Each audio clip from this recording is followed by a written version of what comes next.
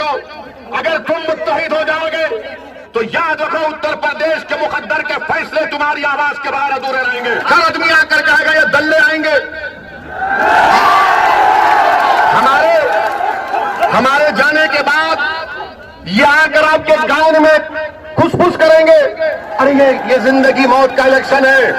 मैं आज भी कह रहा हूं भारत में अगर कोई असदुद्दीन ओवैसी का मुखालिफ है तो एक वक्त और मुकाम तय करो, बहस कर लेंगे। तुम 10 मिनट में जूते उठाकर भाग जाओ। 2019 का लोकसभा का चुनाव आया, किसी ने बीजेपी को वोट दिया? आपने दिया तो नहीं दिया तो हाथ उठाइए। अरे 20% मीडिया आलो, चुल्लू पर पानी में डूब मरो, देखो ये हमारी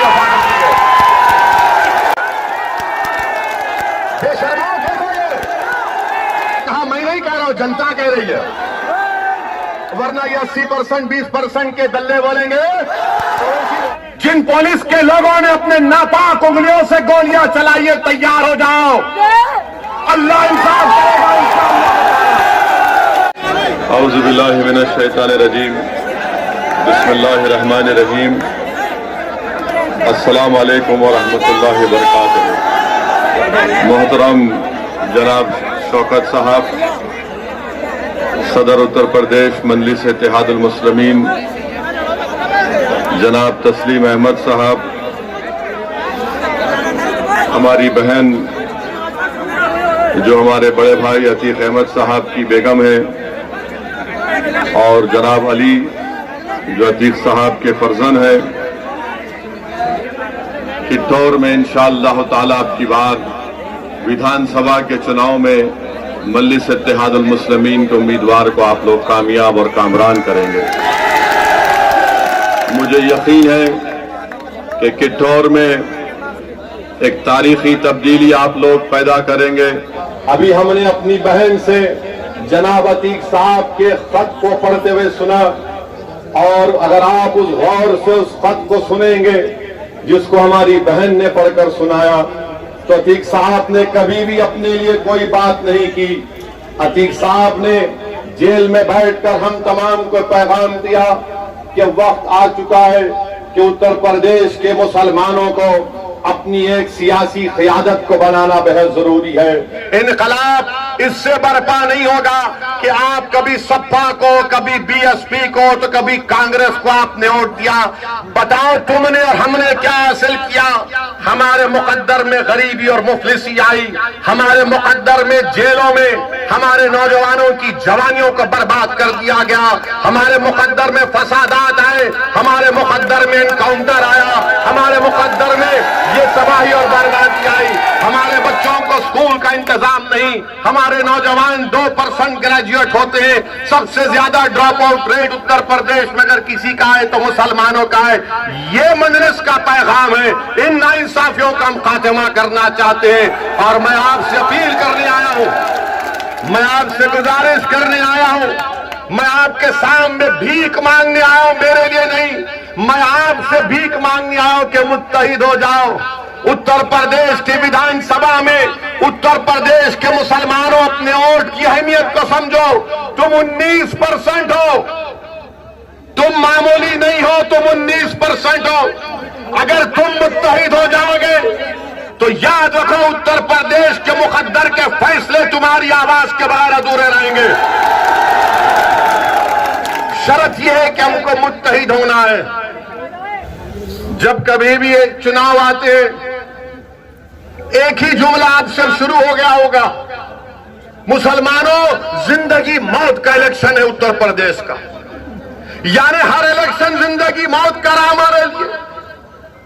हर आदमी आकर कहेगा ये दल्ले आएंगे।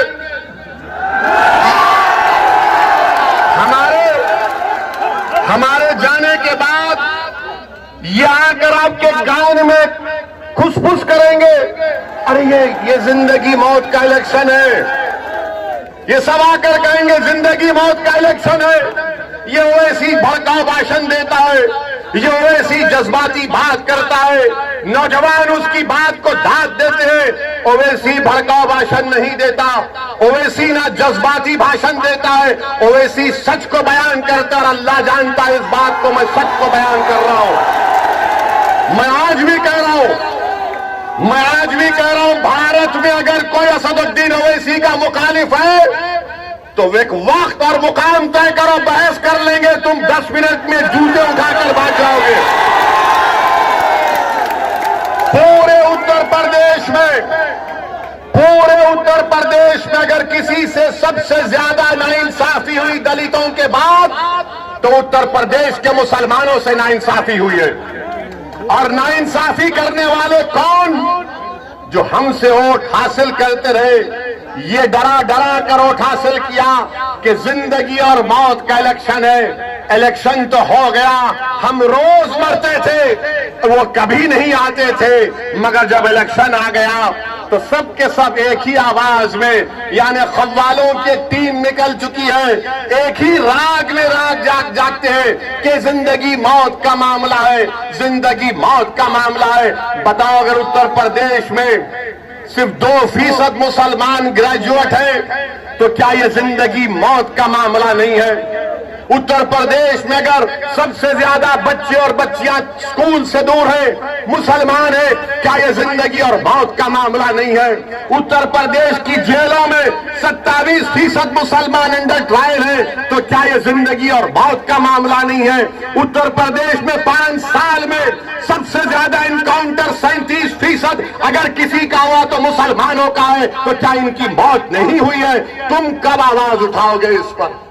अगर आप ये समझ रहे कि समाजवादी बीएसपी हो या कांग्रेस हो, वो इन मसाइल को उठाएगी नहीं उठाएगी, वो सिर्फ तुमसे कहेगी कि तुम्हारा पैदा होना, इस दुनिया में आना इसलिए है कि तुम्हारे बाप दादा हमको वोट डालती आए, अब तुम भी वोट डालते रहो, हमारे कैदी बनकर रहो, हमारी गुलामी करते रहो, तुम्हारे मसाइल पर कोई तवज्जो नहीं दी जाएगी, तुम सिर्फ वोट डालने के लिए जिंदा रहोगे।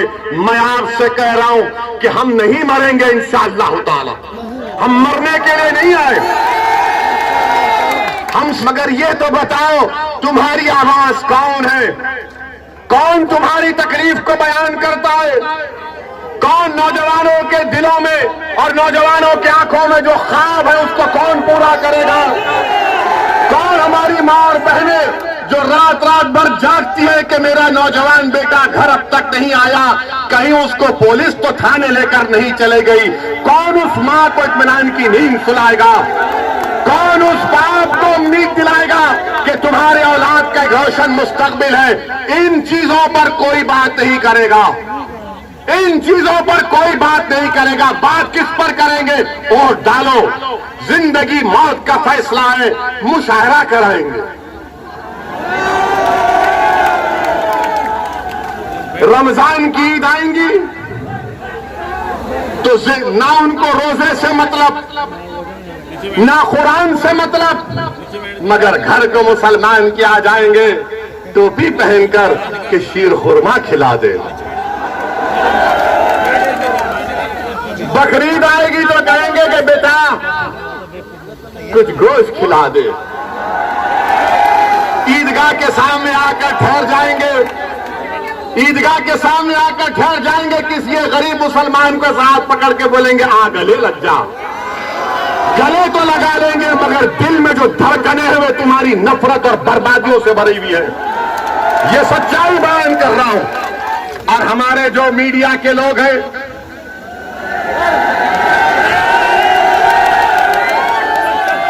%80 मोदी की तारीफ में है, 20% जो अपने आप को सेकुलर बोलते हैं। ये 80% और 20% में एक फर्क है, एक चीज है जो दोनों में मुत्तहिद है एक चीज पर।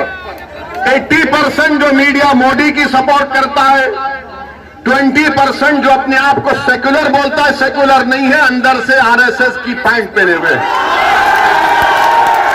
तो और ये 80 और 20% एक बात पर मुत्तफिक है कि मुसलमानों की कोई पॉलिटिकल लीडरशिप नहीं बननी चाहिए, मुसलमानों की कोई लीडरशिप नहीं बननी चाहिए।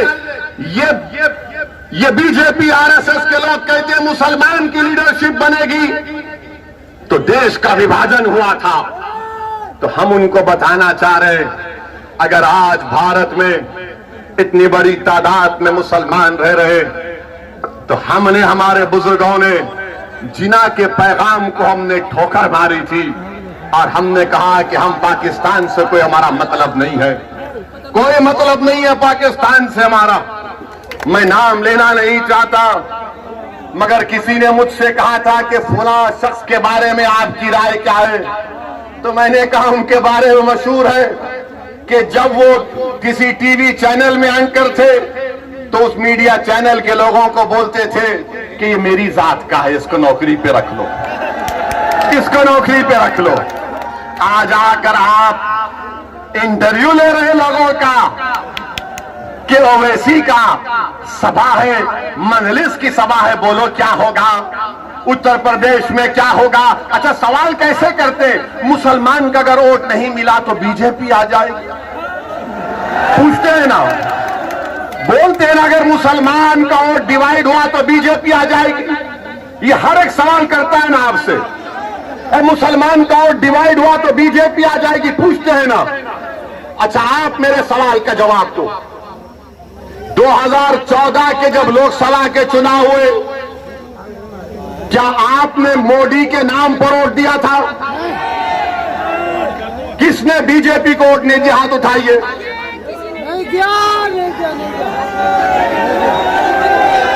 चलिए, एक सवाल हो गया।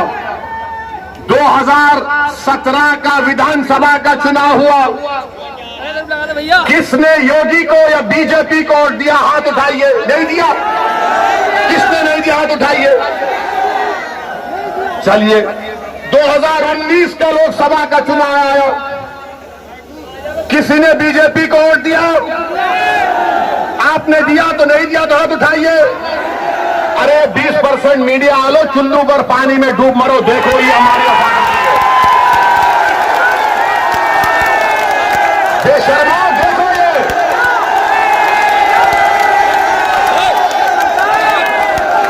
ना 14 में दिया, ना 17 में दिया, ना 19 में दिया। नहीं दिए ना, नहीं दिए ना। क्या तुम दोगे बीजेपी को? क्या तुम मोदी को वोट दोगे? तो क्या तुम उनकी बार ओवैसी का साथ दोगे? क्या तुम कांग्रेस को वोट दोगे? अब सुनो आप, 2014 में किसकी सरकार थी उत्तर प्रदेश में? अखिलेश की थी ना। तो अखिलेश के परिवार के 5 लोग जीते, 5 जीते, और बीजेपी जीत गई पूरा। क्यों जीती बीजेपी? क्यों जीती बीजेपी? सही कहा तुमने,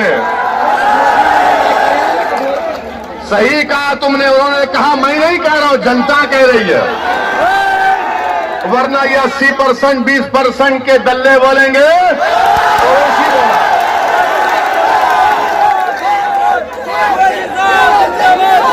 2017 का विधानसभा हुआ, क्या आपने बीजेपी को वोट नहीं दिया तो कैसे योगी मुख्यमंत्री बन गए? कैसे बने योगी मुख्यमंत्री, बताओ। आपसे सवाल नहीं कर रहा हूं, मैं उन लोगों से कर रहा हूं जो असदुद्दीन ओवैसी पर उंगली उठाते हैं। हम जब दलाइल देते हैं, प्रूफ देते हैं, तो इनकी जबान खामोश हो जाती है और खामोश बैठ जाते, समझ में नहीं आता कि इससे कैसे मुकाबला करें। अखिलेश यादव के घर पर आकर कोई नारा नहीं लगाता कि अखिलेश कब्रिस्तान या पाकिस्तान के नारे सुनना हमारे मुकद्दर में लिखा हुआ है। अखिलेश यादव के घर पर आकर कोई पत्थर नहीं फेंकता, मेरे घर पर आकर पत्थर फेंकता है। अखिलेश यादव जेल को नहीं जाएंगे, जेल को जाना हमारा मुकद्दर बना दिया गया। अखिलेश यादव का एनकाउंटर नहीं होगा, एनकाउंटर मेरा है, हर गोली पर मेरा नाम लिखा है। अखिलेश यादव के बच्चे, सुनो सुनो मेरी बात को, अखिलेश यादव के साथी, उनकी औलाद अच्छे अच्छे बड़े बड़े स्कूलों में पढ़ेगी। मेरे बच्चों को स्कूल में पढ़ाने के लिए स्कूल नहीं है, स्कूल है तो फीस देने का इंतजाम नहीं है। अखिलेश यादव के यादव बरादरी के लिए उनका नौजवान ग्रेजुएट हो जाता है, मुसलमान ग्रेजुएट नहीं हो सकता। बताओ फिर कौन आवाज उठाएगा? क्या होगा? आपने 3 मर्तबा वोट दिया ना, 14 में, 17 में, 19 में, तो क्या हुआ? इनका वोट मोदी के गोद में बैठकर इनका वोटर चाय पी रहा है। ये हकीकत है, मैं आपको बयान कर रहा हूं। अब बिहार में 2 विधानसभा के बाई इलेक्शन हो रहा है। 30 नवंबर को पोलिंग है। 1 साल पहले तक ओवैसी को गाली देने वाले आज कांग्रेस और आरजेडी एक दूसरे का मुकाबला कर रहे हैं। बताओ आप, इनकी मुनाफिकत देखिए, इनका ड्रामा देखिए। आरजेडी लालू और कांग्रेस के राहुल एक तरफ, दोनों लड़ रहे हैं। और अगर कल वहां पर जेडीयू जीत जाएगी तो किस पे इल्जाम लगाएंगे? ये इल्जाम ये लगाएंगे, नहीं, असदुद्दीन ओवैसी लड़ा नहीं, मगर किठौर में भड़काऊ भाषण दिया, उसका असर बिहार में हो गया। अरे पापियों, अगर 50 साल का बच्चा शादी नहीं करता तो मैं जिम्मेदार? कल भैंस और गाय दूध नहीं देगी तो मैं जिम्मेदार? सुबह में मुर्गी तहज्जुद में बांग नहीं देगी तो मैं जिम्मेदार? अरे तुम्हारी कमजोरियां, तुम्हारे झूठ, तुम्हारी मक्कारी तुमको इंशाअल्लाह एक दिन तबाह बर्बाद कर रही है। अब आप बताइए, बिहार में कांग्रेस और लालू एक दूसरे से मुकाबला कर रहे हैं और यहां पर आकर कह रहे हैं ओवैसी वोट काटने आया है। मगर जब हम ये बयान करते हैं तो आज कुछ नहीं कह सकते हैं।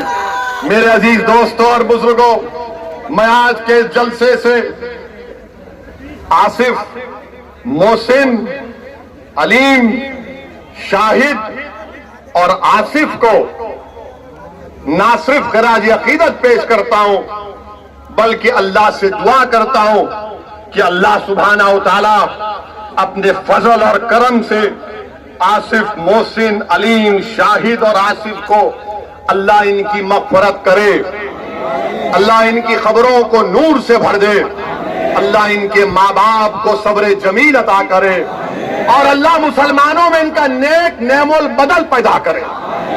अब आप जानते कौन था आसिफ? आप जानते कौन था मोहसिन? आप जानते अलीम कौन था? आप जानते शाहिद कौन था? कौन थे लोग? ये हाल है हम मुसलमानों का। किठौर के नौजवानों, मैं तुमसे शिकायत करने आया हूं कि जिन बच्चों को पुलिस ने गोलियों का निशाना बना दिया सीगाबाले में, मीरठ में, तो उनका नाम भूल गए? नहीं, थाली मारने के लिए नहीं, याद दिला रहा हूं, ये मरने वाले किसी के बेटे थे, किसी का भाई था, किसी का शौहर था, किसी की जिम्मेदारी थी, जो आज वो लोग महरूम हो चुके हैं। हम भूल चुके हैं। ये हाल हम मुसलमानों का है, जिनको सीनों पर गोलियां मार दी गई, इसलिए मारा गया क्योंकि मुसलमान थे और आप उनको भूल रहे हैं। याद रखो इन लोगों को, याद रखो इन लोगों को, ये मरे नहीं, ये जिंदा हैं, ये शहीद है। अल्लाह की राह में उन्होंने अपनी जानों को कुर्बान किया है। अल्लाह ने कुरान में फरमाया कि इनको गिज़ा दी जाती है। आसिफ को गोली मारने वालों, मोहसिन को गोली मारने वालों, अलीम और शाहिद को मारने वालों, सुनो, ये जिंदा है। तुम्हारी गोलियों ने इनको खत्म किया होगा, मगर इनके जिस्मों को खत्म किया होगा, मरो जिंदा है।